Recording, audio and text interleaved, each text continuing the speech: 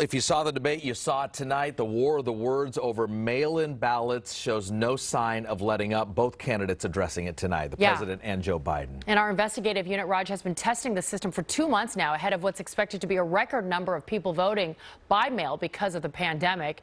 Here's what senior investigator Stephen Stock found during round 2 of his test of the Postal Service.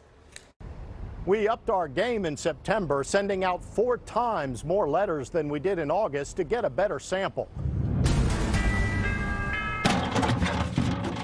We rely on our mail for important mail. In the last few months, Washington, D.C. resident Joyce Harris, like many others we've heard from, has noticed more delays in her mail service. We get our medicines through the mail.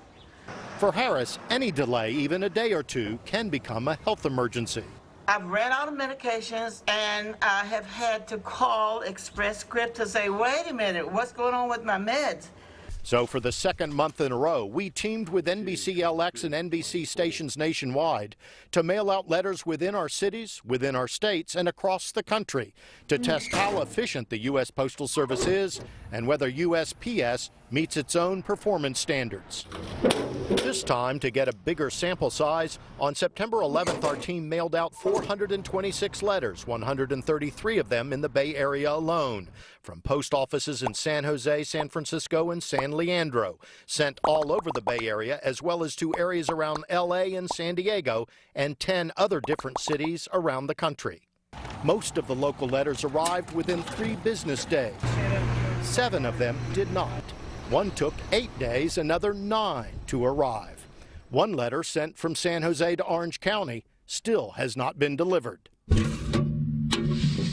Overall, the nationwide delivery rates from August and September were similar. 88% of all letters were delivered within 1 to 3 business days, below the USPS standard goal of 96.5%. But the failures are not likely to impact mail-in ballots because within 1 week, 98.1% of our letters reached their destination. As for that last 2%, we found isolated breakdowns in multiple locations.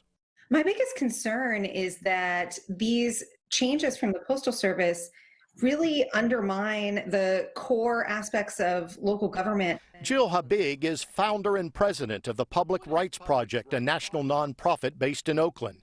They recently filed briefs in 3 different federal courts attempting to stop policy changes at the Postal Service that they say have resulted in these delays. That includes election administration this fall, but it also includes things like seniors getting their prescription drugs on time, pension checks going out on time. You know, there's always going to be the anomaly that gets stuck in a tray somewhere, and those might be. Dave Lewis is president of Snailworks, a company that uses barcodes to track 10 to 20 million pieces of mail every day. Snailworks has seen a slowdown of a half day to a full day in delivery service, with more serious localized backlogs in some cities like New York. Even so, he says he's not concerned about widespread or significant issues affecting mail-in ballots. I think a very, very high percentage of the ballots that are mailed within a reasonable time frame, and even some that are mailed outside of a reasonable time frame, will be delivered. And while a failure rate of between 1 and 2% does not seem that serious, consider this. If just 1% of the mail-in ballots don't make it, that could mean 500,000 votes don't get counted nationwide. You know, the American public needs to know we are prepared and committed to deliver election mail. Louis DeJoy, who became Postmaster General in May, implemented changes that critics say have resulted in these delays.